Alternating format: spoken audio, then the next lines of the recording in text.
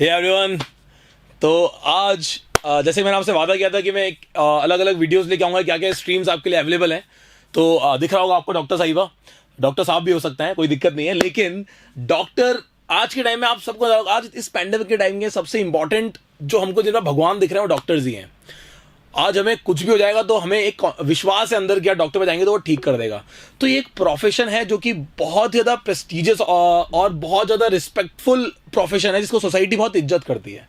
तो like how to become doctor, इस तक पहुंचने से पहले आपको ये पता होना चाहिए कि जिस चीज़ के लिए आप जा रहे हो, डॉक्टर बनने के लिए आप जा रहे हो, अगर आप सोच रहे हो डॉक्टर बनना है, तो ये बहुत से बच्चों का बचपन से ही सपना होता है। जब वो बचपन में जब खेला करते थे तो वो उस गेम में भी डॉक्टर बनना पसंद करते थे। तो उस टाइम से वो डॉक्टर बनना चाहते हैं, और अगर उन्होंने उस सपने को जिया है और वो वाकई डॉक्टर बनना चाहते हैं तो आपके लिए वीडियो बहुत इंपॉर्टेंट है।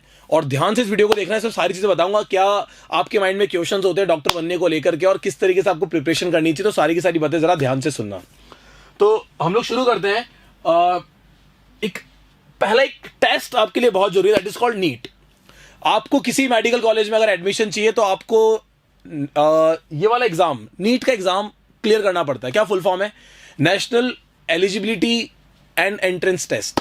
तो बेसिकली ये जो टेस्ट है आपका, इस टेस्ट को पास करे बिना आप किसी भी मेडिकल कॉलेज में एडमिशन नहीं ले सकते। तो इस एग्जाम की तैयारी बहुत जरूरी है। अगर इस एग्जाम की तैयारी अगर आपने कर ली और एक अच्छे मेडिकल कॉलेज में आप चले गए, तो मान लो कि आपकी लाइफ सेट है और आप एक अच्छे प्लेटफॉर्म की तरफ बढ़ चुके हो जिंदगी में, एक अच्छे प्रोफेशन की तरफ बढ़ चुके हो, जो कि बहुत ही नोबल वर्क है ना, काफी अच्छा काम है। तो आपको इसके लिए क्या क्या चीजें होनी चाहिए दिमाग में? सबसे पहली और इंपॉर्टेंट चीज कि 12th क्लास में आपके पास साइंस स्ट्रीम होनी चाहिए, इसमें सब्जेक्ट होने चाहिए फिजिक्स, केमिस्ट्री एंड बायोलॉजी। ये 3 सब्जेक्ट आपके होना बहुत ज्यादा जरूरी है। फिजिक्स, केमिस्ट्री एंड बायोलॉजी अगर आपके पास ये है तो आप एलिजिबल हो डॉक्टर बनने के लिए। ये आपने शुरुआत किया 11th क्लास से। अब 11th क्लास से आपने शुरू किया, 12th का आपने पढ़ा, तो किस आपके दिमाग में क्या क्या सवाल होंगे कि यार नीट की तैयारी मैं कहां से करूं? बहुत सारे दिमाग में सवाल आते हैं कि यार स्कूल्स में हो पाएगी नहीं हो पाएगी, एनसीईआरटी काफी है या नहीं है। तो सबसे पहले आप एक चीज दिमाग में रखना कि नीट का कोई भी पेपर आप उठाओ, उसमें जो क्वेश्चन बनता है वो 11th और 12th की एनसीईआरटी से मेनली बनता है। तो 11th और 12th की एनसीईआरटी तो सबसे ज्यादा इंपॉर्टेंट है अगर आपको नीट एग्जाम क्लियर करना है तो यानी कि आप उस पढ़ाई को हल्के में नहीं ले सकते। हाँ, लेकिन जिस तरीके से 12th क्लास में जो उसका क्वेश्चन के आने का तरीका है और नीट के एग्जाम में जो उसी क्वेश्चन के आने का तरीका है वो थोड़ा सा डिफरेंट होगा। वहां थोड़ा डायरेक्टली पूछा गया होगा, नीट थोड़ा सा घुमाकर पूछेंगे, क्योंकि बच्चों ने थोड़ा एक्स्ट्रा सोचना पड़ता है। आप किसी टॉपिक को पढ़ रहे हो तो उसके अंदर से क्या क्या सवाल बन सकते हैं ये आप खुद भी तो निकालते हो। तो जितने दिमाग है उतने ही तरीके से उसको प्रेजेंट करने का तरीका है, तो हमें वो चीजें सोचनी पड़ती है। तो अब हम कुछ आपके जो बहुत ही ज्यादा क्वेश्चंस आपके दिमाग में घूम रहे हैं उन सबकी बात करता हूं, जरा ध्यान से सुनना। तो पहला सवाल है हमारा कि is maths compulsory 11th for NEET? तो जैसा कि मैंने आपको बताया कि मैथ्स कंपलसरी नहीं है, और इस पे मेरा कोई स्वार्थ नहीं है। मैं मैथ्स पढ़ाता हूं, इसका मतलब मैं आपको मैथ्स की तरफ डाइवर्ट कर रहा हूं, मैं ये नहीं कह रहा। लेकिन एक पॉइंट बताऊंगा जो बहुत इंपॉर्टेंट है। मैथ्स कंपलसरी नहीं है, लेकिन अगर आप मैथ्स को एज ए 6th सब्जेक्ट भी लेकर चलते हो तो उस मैथ्स को पढ़ने का फायदा यह है कि नीट में आपकी फिजिक्स पे कमांड अच्छी हो जाती है। जनरली जो मैंने ऑब्जर्व किया कि लोगों का फिजिक्स थोड़ा सा है ना हिलता गुलता रहता है कि अरे यार ये हो नहीं रहा है, फिजिक्स नहीं हो रहा। तो उसका कारण है कि जिंदगी में कहीं ना कहीं हम मैथ्स को छोड़ देते हैं। तो एक अप्लाइड मैथ्स का ऑप्शन है, अगर आप वो भी ऑप्ट करके चलते हो तो आपके लिए फिजिक्स करना थोड़ा सा क्या हो जाएगा, ईजी हो जाएगा। अब हम चलते हैं सेकंड क्वेश्चन पे जो बच्चों के दिमाग में जनरली रहता है, how NEET is related to 11th और 12th। जब मैंने आपको पहले ही बता चुका हूं कि 11th और 12th से इसलिए रिलेटेड है बिकॉज कि एनसीईआरटी जो आपने वहां पढ़ी है उससे नीट में मैक्सिमम क्वेश्चंस बनेंगे। तो आपका जो बेसिक, जो आपका बेस तैयार होगा वो आपका 11th और 12th को पढ़कर ही होगा। तो इसलिए वो इंपॉर्टेंट है, ध्यान रखना। आप उसको अवॉइड कर सकते। यहां पे लिखा हुआ है कि how many percentage is required in 12th to get eligible for NEET exam. हमें नीट एग्जाम की एलिजिबिलिटी के लिए कितना परसेंट आना होगा? जस्ट 50%। 50% मार्क्स भी अगर आप लाते हो तो यू आर एलिजिबल। और कई लोग जो अभी तक आजकल का ट्रेंड भी हो गया कि लोग आजकल डमी करते हैं स्कूल ताकि वो नीट पे प्रॉपर कंसंट्रेशन कर सकें। तो ये बिल्कुल सही बात है। आप नीट की तैयारी कर रहे हो तो आपका एनसीईआरटी कहीं ना कहीं प्रिपेयर्ड हो रहा है। बोर्ड एग्जाम्स में जो सवाल आएंगे उनके जवाब तो आप दे ही दोगे। बट एक परसेंटेज का आपका टेंशन मिट चुका है, आपका मेन फोकस होता है नीट के ऊपर, तो आप उस पर ज्यादा फोकस करते हो, that is a good thing. Things to keep in mind for preparing for NEET. अब नीट की प्रिपरेशन के लिए आपके दिमाग में क्या चीज होनी चाहिए? सबसे पहले तो आप ये खुद को तैयार कर लो कि आपका अगर 11th से रिलेटेड, क्या 11th इंपॉर्टेंट है नीट के लिए? सिर्फ 12th पढ़ के काम नहीं चल सकता.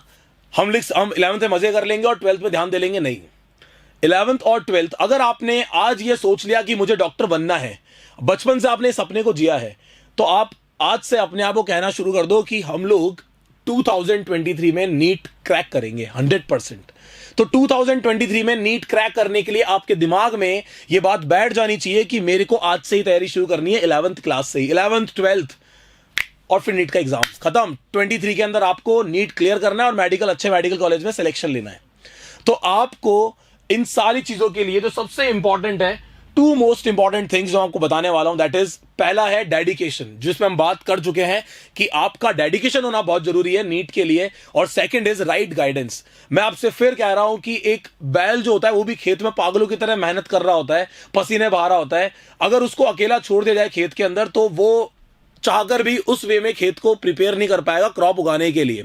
जब फार्मर उसके साथ लगता है, उसको गाइड करता है कि तेरे को इस तरीके से मूव करना है. मैं बैल का एग्जांपल इसे दे रहा हूं बिकॉज हार्ड वर्क करते हुए देखा होगा आपने उसको.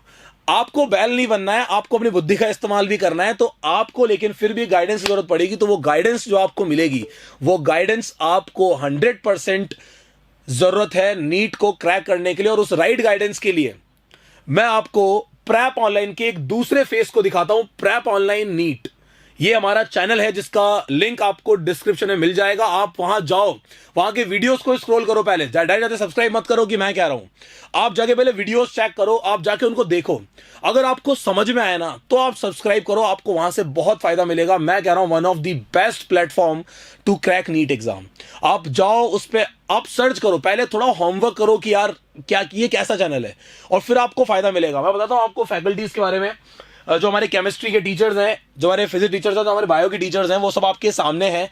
लाइक इनकी गाइडेंस में अगर आप काम करोगे तो आपके लिए नीट क्रैक करना बहुत इजी हो जाएगा. बिकॉज प्रॉपर गाइडेंस जो है वो काफी जरूरी है.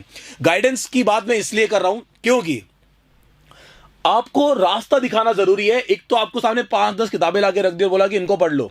एक आपको बताया गया कि इस किताब को पढ़ने की शुरुआत ऐसे करो, ये क्वेश्चंस आपके बनने चाहिए, तो आपके लिए चीजें थोड़ी आसान हो गई. तो इसलिए वो जरूरी है. कहीं ना कहीं उस गाइडेंस के लिए प्रेप ऑनलाइन आपको एक बेस्ट प्लेटफॉर्म प्रोवाइड कर सकता है. तो आप लोग जाओ, सब्सक्राइब करो. अगर आप इस वीडियो को अभी तक देख रहे हो तो जाकर जरूर स्क्रॉल करना. मेरे कहने से एक बार सब्सक्राइब बाद में करना, लेकिन पहले बार वीडियो जाकर देखो. पसंद आए तो सब्सक्राइब करो, और अगर नहीं पसंद आया तो कोई बात नहीं यार, bye, have a good day.